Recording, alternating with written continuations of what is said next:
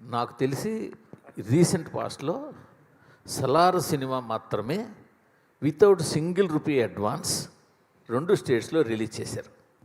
వాళ్ళు ముందు ఒక అడ్వాన్స్ తీసుకున్నా మళ్ళీ వెనక్కి ఇచ్చేసేసి వితౌట్ ఎనీ సింగిల్ రూపీ అడ్వాన్స్తో 2 స్టేట్స్లో రిలీజ్ చేసిన సినిమా సలార్.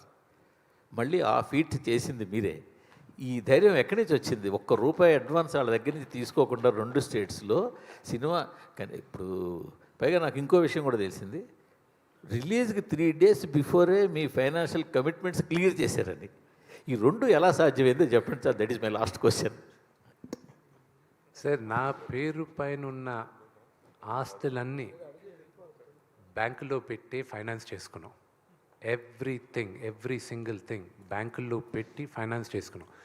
జీవితంలో ఒక సమయం వస్తుంది, ఎవ్రీథింగ్ ఉన్న కాయిన్స్ అన్ని తీసుకొచ్చి ముందు పెట్టేసి హెడ్స్ ఆర్ టేల్స్, హెడ్స్ అయితే గెలుస్తాం, టేల్స్ అయితే పోతాం. అది నాకున్న సిచ్యువేషన్ కన్నప్పలో. అండ్ దేవుడి దయ వల్ల ఇట్స్ ఓన్లీ శివలీల.